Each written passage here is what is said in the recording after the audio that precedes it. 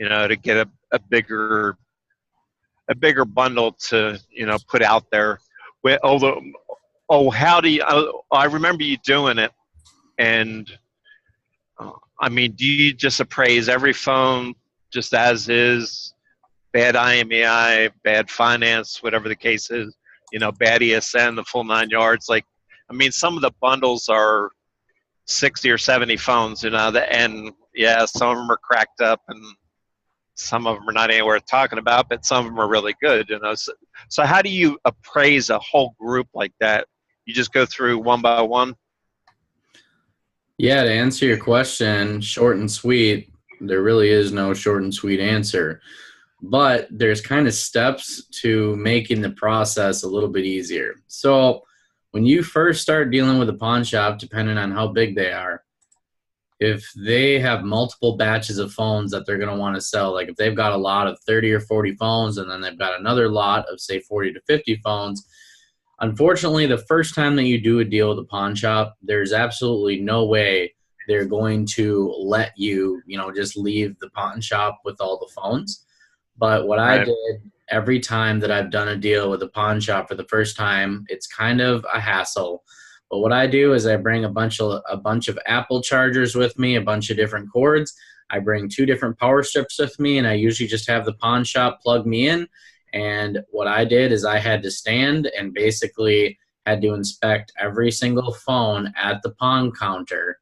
So I was there for I think 3 hours when I did my first big pawn deal. And what it was is it was over 100 items, and it was over close to around $25,000 retail value is what they had it marked as.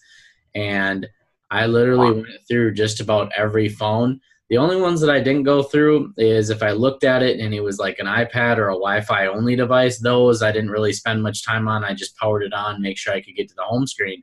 But you have to think about it like this. So when you are going into a big deal like a pawn shop, it's Right. more than just making an offer on a phone. When you go into a big deal with a business, it's almost like if you were, say, a construction worker and you were to go and bid a job, you would want to break everything down as good as possible to justify your price.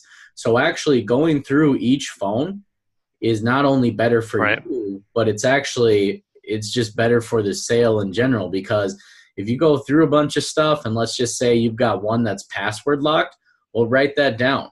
Write it down that it's password locked, because if not, when the pawn shop sees, oh, iPhone 8 Plus, why is he only offering $50 on this?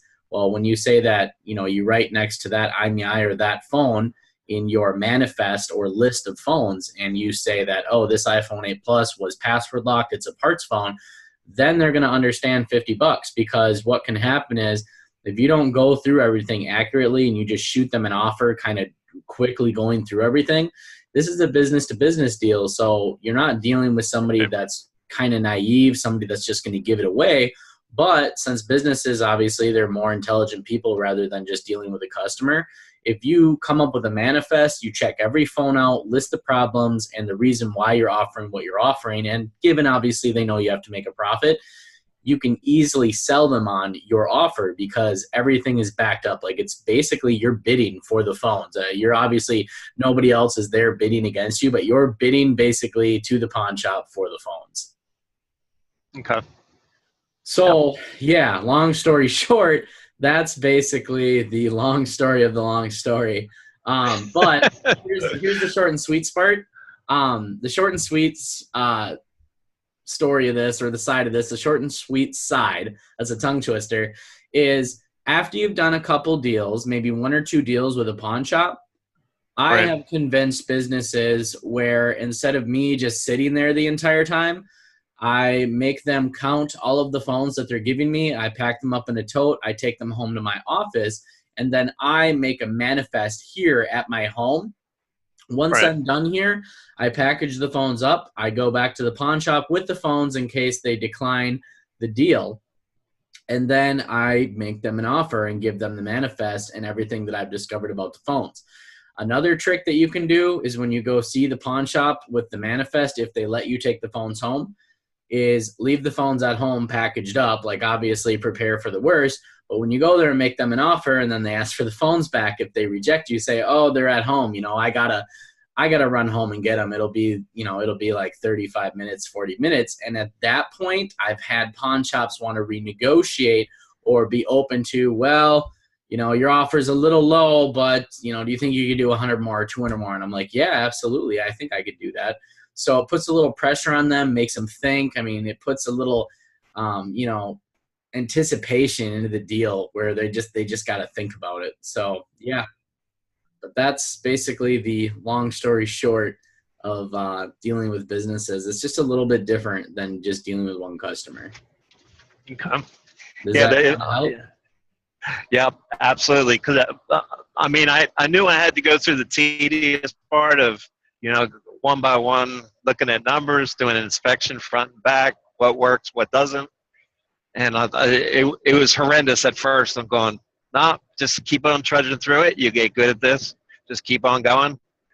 And then, I get 3 or 4 phones just at that time, and then I went, hey, I'll come back and I'll redo the rest. All right, come on back. You can have all of it. They're actually giving it to you. But, yes, a lot of it's iCloud locked, and you're going, okay, well, that's part of the deal. It's kind of like buying a paperweight, but anyway. Yep. Yeah, so basically going through the phones, it's to your best interest, and it's going to just help you sell the pawn shop or the business that you're dealing with on your price and everything. So, yep. I'll show you here. Welcome, everybody that's joining. I'll show you. I'll turn this light on real quick here. You can obviously see I've got a decent amount of phones sitting over here. Not sure if you guys can kind of see like right over here. So, but these are all phones charging over here. That's what all these cords are. So it's kind of crazy. But yeah, those are all phones, and the business owner that gave me those, I haven't paid him anything. We just have a consignment contract, just basically stating that I'm going to be going through all of them. I'm going to make a manifest. I'm going to grade everyone, let them know what's wrong, and then I will make him an offer, depending on what's wrong with them. I'm about 50% of the way through the phones right now. I've been kind of busy, but I've got about 25 of them done, and then I've got about, 25 to 30 to go, and then I'll go back to him with an offer, and I'll definitely have a YouTube video on that too for you guys. So, okay. But yeah. Hey, Trenthony. Let's see. Trenthony's got a question. Hey, Trenthony, if you don't mind, I was just going to unmute you and talk about what you just said. How's it going, man? What's up, man? I'm good. Good to hear. So what's been going on? I've just been reselling like a lot of video games lately. Like I've been buying like mostly like the Nintendo Switch. Okay. Like pretty much any Nintendo product sells really good, better than the other consoles. I noticed. Like I'll post a Switch up there, and I'll get like a whole bunch of people hitting me up want to buy. And basically, I think it's better to sell the consoles local versus trying to go on eBay and ship and all that fees. For sure. Yeah. So when it comes to video game counseling, I know you guys have saw me do some decent sized video game deals, and I've made a decent amount of money off them. And just to touch on the video game thing a little bit, first off, you were saying in the chat that it's harder to get deals than phones. So when it comes to video games, guys, the average video gamer, in my opinion, this is just an opinion. I'm not going off statistics or trying to be biased here, but most video gamers are intellectual people. They're not stupid people. They're always stimulating their mind, whether they're playing a massively multiplayer online game or Call of Duty. They're people usually that are pretty smart. Whether they're just sitting around, vegetating on video games all day, they are smart people when it comes to knowing what something's worth because they play these video games daily. So they're buying, selling, trading, etc. So when it comes to video games, they're going to be a little harder to get, even the systems.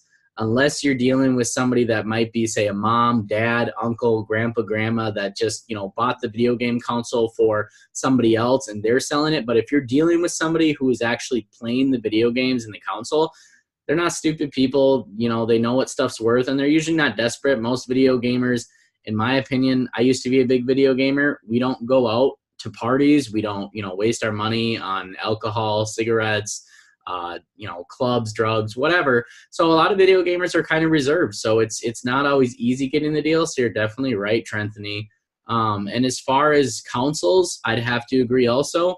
every big console that I get, I try and sell locally when it comes to video games, because shipping costs, they're just ridiculous when it comes to shipping an entire console in the box. Yeah, I found that the easiest way for me to get video games, instead of like posting ads, basically like when I'm buying a phone, and say if the person has a phone that I don't want, like I don't know, iPhone 5, and I give them an Right. offer, they don't like it. So I was like, you know, hey, do you have any video games that you don't want? I can buy your old video game collection. They're like, yeah, I got like 60 games, and I throw them an offer, and they're like, okay. And yeah, I've been making a lot of profit off of the games that way. That's awesome, man. I'm glad to hear that. Definitely one thing to keep in mind, everybody, with phone flipping. So I'm sure, I'd kind of like to get everybody's opinion on this, since, this is our group chat, and I've kind of been keeping the group chats open because we've done so many paid, private, silent group chats. And these open group chats, they do go up on YouTube for everybody to see. I want to go around in the group chat tonight with everybody here, and I just want to ask you how long you've been in the phone flipping game, and what do you think of the market right now? Is it becoming too populated? Is it becoming too well known? What does everybody think? In my opinion, there's always room for more people, but there is a lot more competition now. And really what it's going to show is the people who are really good at this are going to separate themselves from the people who are so-so. So, David, I'd like to start with you first. I know you're driving. If you can't reply, no big deal. But David, I'd like to ask, and just tell everybody here in the group where you're from and how long have you been in phone flipping? I live in Houston, Texas. I've been doing phone flipping, needless to say, through your course since October of last year. Our sales just took off with all the training and teaching. Our market in Houston is saturated big time. The competition is so saturated, as far as buying and selling. But for the most part, it's a dog eat dog world. But I mean, I make a lot of money ever since I started your course. So basically, in your opinion, it's kind of a win-win. It just depends on how hard you want to push it. Yeah, if you just grind and grind and grind, and you stay after, people get to know you. People. Oh, shoot, David, I think you cut out on us. That kind of eliminates the competition, whatever the case. Keep on chasing it, and it'll keep coming to you. Yeah. You just got to stay after it 7 days a week. Absolutely. Well, awesome. Yeah, that's great advice for everybody, David. I appreciate the input. Azam, I'd like to ask you next. Are you with us? Yes, I am. Hey, so how long have you been phone flipping for? Where are you from? And what do you think as far as, is it too populated, or how are things? It's I'm from Omaha, Nebraska, and I've been flipping phones for 1.5 years, And Okay. Regarding competition, there is always competition. There are, as far as I know, there are 4 competitions, as far as I know, and there is still room for me to buy something. At least there is something like there is 1 phone a day at least. Something. There are sometimes 10 phones, 9 phones a day. It depends actually. So Sure. and I search for platforms that are not populated, like Letgo. It's nobody actually puts ads over there.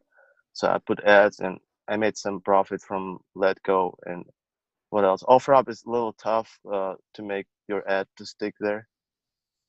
What else? I pretty much Craigslist. I was flagging everyone, so I was there for a while. Then there are other guys figured out to put ads as dealers, so I cannot flag them for now. But as soon as they put ad, I just put them all. I put my ads over them, and usually people see my ads first, and they contact me, and I try Sure. to take the deal first. So you're not having a big deal then either, even with the competition out there and stuff still going good? It's okay, I'm not regretting about It's actually, competition is good, Well, it you keeps try you on your toes. exactly, yeah. And Awesome. especially when you have when you owe money to someone, and like there is competition, like it's a double push on you. that's how it is. Definitely. Awesome. Thanks for the input, Azam. Thank you. The reason why I'm talking about this is I'm sure a lot of you have seen there's so many new free phone flipping groups. Like every person that, you know, thinks they can teach phone flipping wants to start a course, wants to start a group. And it's like there's so much free info out there that it's like what's happening, in my opinion, is there's still plenty of room for people to grow, sell, etc. But it seems like the general public is becoming more aware of what their phones are worth. And there seems like, in my opinion, the public is becoming a little more educated on stuff. And I've just seen less phones and less leads. But of course, if I pump my advertising up to kind of combat that, I haven't really noticed a big difference either. So the nice thing is, you know, we live in a world that is addicted to technology, and I think technology will continue to ever grow. So there's always going to be more phones than there are people or people buying phones. Trenthony, are you with us? Yeah, I'm still here. Okay. Yeah, I just wanted you to kind of let the group know, I guess, where you're from, how long you've been phone flipping, and what's your opinion on this? I think I started, I want to say, 2017. And so, yeah, I've been doing this for like a good 2 years or so.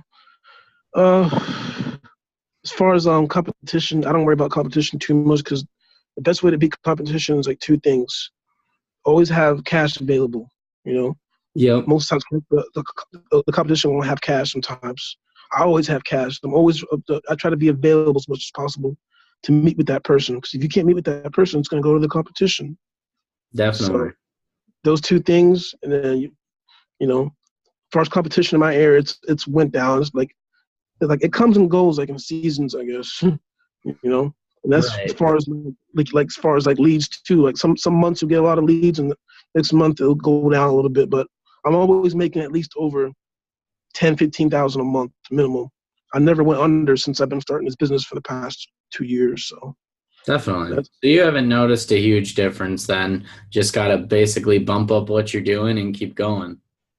yeah. Basically, like the highest I've been is probably like 25K. You know, I try to reach higher, but at the same time, you know, I got my little son. I got to take care of that, take care of my family. So I can't be Of course. on it 24/7. And you know, I know that you made a video not too long ago about, like, you know, you got to take a break, because if you don't take a break, you know, you can crash. So Yeah. try to take breaks. It's definitely good to relax once in a while and just kind of sit back. So thanks for the input, Trenthony. Hey, what state, by the way, Trey? What'd you say, Azam? I said, which state and city? I believe Trey is in Florida. Trenthony, are you in Florida? Yeah. Yep, he's in Florida. James, I'm going to move on to you. James, are you with us? Trying to unmute your microphone here. James? James might not be with us, guys. Gunnar, are you still here? I know you got dogs barking in the background, but hopefully you're here. Yeah, I mean, can you hear me? Okay, yeah, you sound fine, and not a lot of background noise, so you're good. So, Gunnar, how long have you been phone flipping for? Where are you from, and what's your opinion on this? I've been doing it for about a year now. You know, I'm in Wisconsin, Green Bay area. Really, I think that's just going to keep getting more and more populated in the phone industry. There's going to be more and more and more flippers, and it's going to get to the point where the new guys aren't going to be able to make much money because there's going to be so much competition. They're not going to know, you know, all the tips and tricks, and they're going to kind of burn out quicker. And it's going to leave the people who are more advanced and are dedicated to it and be the ones left standing. Sure. So you're kind of on par with a little bit with what I said in my opinion, that, you know, the people out there who are really go-getters, people who are, you know, investing in their business, reading books, whether it's how to market on Facebook, how to market on Craigslist, take a course on phone flipping, and then some of the people that just have been in it for a while and may have been in a course originally. Do you think that they're going to basically separate themselves from the new people, or the people that are kind of just trying to do it part-time? They're just going to scoop up all the deals? Yeah, exactly. I think it's gonna. A lot of people are just gonna, expect to make a ton of money, and they might for a little bit. When it starts, the going gets a little rough, they're gonna bail and just stick to their 9 to 5. And Yeah. I really think that the more things you can do in this industry, phone related, the more business you're gonna get. Because I do a lot of repairs and refurbishing, and so when I go fix someone's phone, I can say, I buy phones too. If you have anything for sale, let me know. When I sell a phone, I say, you need anything? I do repairs. I do all this, and recently, just through networking, I found a source for good iCloud unlocks. So now I'm going through all my parts phones and I'm just paying to get the iCloud removed. I literally just dug up an iPhone 7. It is in great condition. I just had the iCloud on. I bought it for parts, but now I can get the iCloud removed. And, your average phone flipper who just started doesn't have a connection like that typically. Right, exactly. Yeah, no, I definitely do agree with that. As time goes on, like I said, it's going to be harder and harder for new people to just jump in. Unless you jump into an online course with somebody that's been in the business 6-7 years and you get all those tips right away. There's a lot to know in this business because phones, I mean, they keep coming out, new phones one after the other, and they're reinventing technology. iOS is changing, Android, apps are changing. I mean, every platform is changing. Phones are changing little by little. There's just so much to know. It's kind of a never-ending, stream of info. So I definitely agree. I appreciate the input, Gunnar. Yeah, I just got into test strips, and I went ahead and I didn't really buy a course so much, but I kind of paid for some mentorship because I know if I did that when I started phones, I would have been better off when I first started. So, Definitely, information is invaluable. For sure. Well, thanks, Gunnar. Matt, are you here with us, Matt? I unmuted Matt's mic, but I'm not sure if he's here with us. Matt might not be here. Anyways, well, yeah, if James and Matt, if either one of you come back or if you do have a microphone. Okay, Matt did comment. Matt said, sorry, watching a movie with family in background, but from New York and been doing phone flipping only a few months. So perhaps too new to even make a call on whether the market is saturated or not. Sure, no problem, Matt. Family time is always good. I respect that, though. You're here on the call even during family time. That's pretty cool. Like I said, it is Memorial Day weekend, so obviously we've got people out doing stuff, doing family stuff, and just relaxing. And going back to what Trenthony brought up, I did a video a couple weeks ago. For those of you that aren't subscribed, make sure you get subscribed to my YouTube. I do daily videos every day on top of the mentorship that you guys get in the group. But here's the thing. So like today, after I get done with this group chat, I'm going to go to a family event. And I'm probably just going to sit on the couch and probably drink some water, I don't know, drink some pop, and probably refresh my Craigslist ads, my Facebook ads. Very low key. And honestly, if a customer hits me up, I'm probably going to wait a while to reply because it's good to take a break and just relax, get out of the limelight, and get some clarity going through your head because when you are always thinking business and phone flipping, you get burnt out. It's kind of like school. If you ever remember going to school, high school, college, or if you were ever that star football player or just hanging around, I don't know, just doing something repetitively, you get burnt out and you start to get not only frustrated, but you don't come up with new ideas anymore because you're so burnt out on the topic that just nothing good is coming from it other than the fact, obviously, you're making money and you're repeating what you're doing. So it's good to take a break. Trey says, yeah, time to hit up Craigslist ads. Absolutely. If you guys are having family time and I know a lot of people feel guilt, like kind of just leaving their business and not doing anything when they're just sitting around. That's what phones are for. I mean, phones are like mini laptops nowadays. So just grab your phone, renew some Craigslist ads, post some Facebook ads, do something, and then you don't have to feel that guilt and you can kind of relax. So, but anyways, we are coming up on 30 minutes here, so we are probably going to conclude tonight's group chat. I appreciate everybody coming out tonight. Thank you for the input. This will make for a pretty cool replay for everybody. It's always good to get everybody's opinions and ideas because we're all different people. So that being said, I hope everybody has an awesome rest of your flipping weekend, pun intended, and I will see you guys next Sunday, 7 p.m. Central Time on the open group chat. So, yeah, have an awesome weekend.